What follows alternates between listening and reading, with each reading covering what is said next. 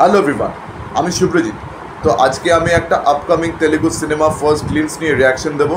এটা কিন্তু একটা বিগ বাজেট একটা তেলুগু সিনেমা। এই সিনেমাটা প্রডিউস করছেন মাইত্রী মুভি মেকার্স অ্যান্ড এই সিনেমাটা ডিরেক্ট করছেন বুচ্চি বাবুসানা, যিনি এর আগে উপেন্না সিনেমা ডিরেক্ট করেছেন। তো এটা তার সেকেন্ড ডিরেকশনের। তো আজকেই ফার্স্ট গ্লিমসটা বেরিয়েছে এবং এটা কিন্তু একটা স্পোর্টস ড্রামা হবে, কিন্তু তার উপরেও এটা কিন্তু একটা over the top commercial action rustic ড্রামাও কিন্তু হতে চলেছে।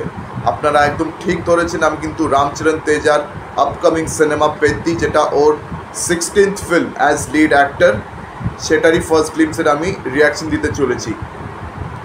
তো এই সিনেমাতে কিন্তু ব্যাকগ্রাউন্ড স্কোর প্লাস গানের সুর দিচ্ছেন A.R. রহমান। তো তার ব্যাকগ্রাউন্ড স্কোরটা কিন্তু এই গ্লিমসে বেশ ভালো লাগছে। অ্যান্ড রামচরণ তেজা, যার একটা পুরো রাস্টিক অ্যাপিয়ারেন্স রয়েছে, তো তাকে আমরা দেখতে পাচ্ছি ব্যাট নিয়ে নামছে মানে ডায়লগ ডেলিভার করতে করতে। তো সে ডায়লগ দিচ্ছে মানে যে একই জিনিস বারবার প্রত্যেক দিন রাত করার আমার শখ নেই, মানে তার লম্বা চওড়া জীবন যাপন করার তার শখ নেই, তার কিছু বড় করার একটা ইচ্ছে আছে। তো এই ফিল্মসটা দেখে আমার যেটা মনে হলো, এটা কিন্তু 1980s ব্যাকড্রপে সেট করা, 1980s কিন্তু পিরিয়ড। তো এখানে কিন্তু কাস্ট ডিসক্রিমিনেশনের ব্যাপার স্যাপার কিন্তু থাকতে পারে, বিকজ এই যে ডিরেক্টর বুচ্চি বাবুসানা, তার আগের সিনেমা উপেন্নাতেও কিন্তু কাস্ট ডিসক্রিমিনেশনের ব্যাপার স্যাপার ছিল।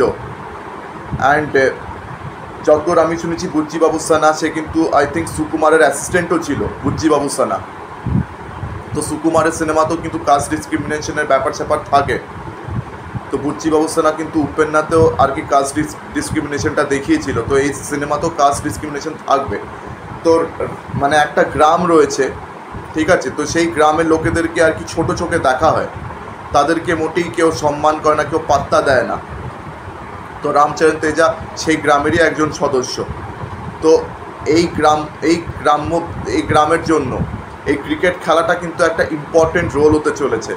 মানে এই ক্রিকেট খেলা দিয়ে তাদেরকে নিজেদের সম্মান বাঁচাতে হবে, এই ক্রিকেট খেলাতে তাদেরকে জিততে হবে, নইলে কিন্তু তারা নিজেদের সম্মান বাঁচাতে পারবে না। তো রামচরণ তেজা হচ্ছে তাদের আর কি তাদের হিরো। তো তার হাতে কিন্তু দায়িত্বটা আসবে ম্যাচ জেতানোর।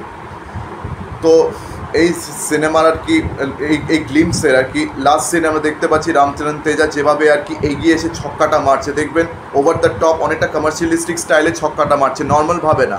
সে প্রথমে অনেকটা এগিয়ে এলো, তারপরে ব্যাটের হাতলটা উল্টো করে মাটিটা ঠেকালো, তারপরে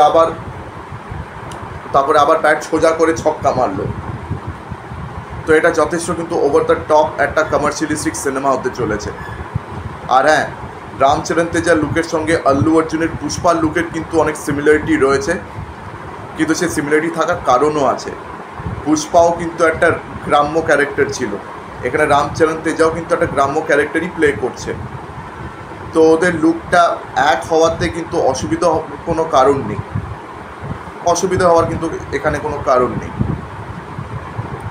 তো এখন দেখা যায় কি সিনেমাটা আর কি বুচ্চি বাবুসানা কীরকম করে থাকেন, এই সিনেমা দিয়ে রামচরণ তেজার কামব্যাকটা হয় কিনা। তো ফার্স্ট গ্লিমস কিন্তু আমার দেখতে খারাপ লাগেনি। এই সিনেমাতে কিন্তু প্রচুর অ্যাকশন, প্রচুর মারপিটের সিনসও আছে। তো আমরা কিন্তু এখানে রামচরণকে মারপিট করতেও কিন্তু দেখতে পাচ্ছি, সেই বস্তা ছিঁড়ে বস্তার টুকরোটা হাতে জড়িয়ে যেভাবে সে ঝাপাঝাপি করে আর কি মারামারি করতে যাচ্ছে, মনে হচ্ছে গ্রামের আর কি কিছু মানে গ্রামের মুখিয়া যে, আমার মনে হচ্ছে জগপতি বাবু সিনেমাতে কিন্তু নেগেটিভ রোল প্লে করছেন, বিকজ তার একটা ইম্পর্টেন্ট রোল আছে এখানে। প্লাস শিবা রাজকুমার, যাকে আমরা শিবান্না হিসেবে চিনি, কর্ণাটক সিনেমা সুপারস্টার, তারও একটা ইম্পর্টেন্ট রোল আছে। জাহ্নবী কাপুর কিন্তু লিড অ্যাক্ট্রেসের রোল এখানে প্লে করতে চলেছে। তো হতে পারে হয়তো জগপতি বাবুর সাথে এই গ্রামের লোকেদের হয়তো সমস্যা রয়েছে, জগপতি বাবু তাদেরকে ছোট চোখে দেখে। তো এখন এই গ্রামের লোকেদের কাছে এই ক্রিকেট খেলা ছাড়া আর কোনো সম্বল নেই নিজেদের সম্মানটাকে বাঁচানোর জন্য। তো এখানে কিন্তু কাস্ট ডিসক্রিমিনেশন ব্যাপারটা কিন্তু চলে আসবে। তো এখন দেখা যাক রামচরণ তেজা এই গ্রামটাকে আর কি সম্মান দেওয়াতে পারে কি না। তো এটা নিয়ে কিন্তু আমার মনে হচ্ছে গোটা গল্প হবে।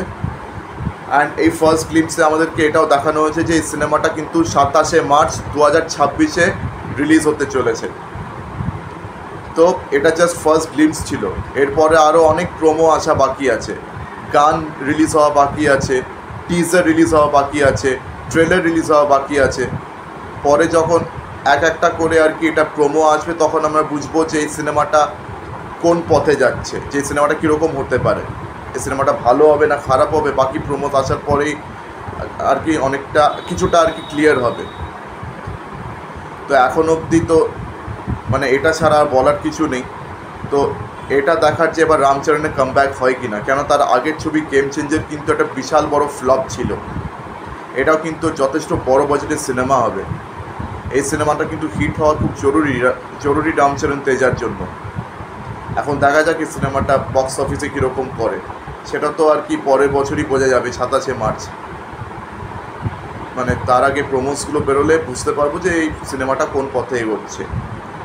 তো আপনাদের এই ফার্স্ট গ্লিমস নিয়ে, আপনাদের পেদ্দির ফার্স্ট গ্লিমস নিয়ে কি মতামত আমাকে অবশ্যই কমেন্ট সেকশনে জানান। আর আমার ভিডিও ভালো লেগে থাকলে অবশ্যই লাইক করবেন, বেশি বেশি করে আমার ভিডিওটি শেয়ার করবেন, আর হ্যাঁ আমার চ্যানেলটিকে সাবস্ক্রাইব করতে ভুলবেন না যেন। তো আজকের দিনের মতন বিদায় নিলাম, আপনাদের সঙ্গে আমার দেখা হচ্ছে পরবর্তী ভিডিওতে। ধন্যবাদ।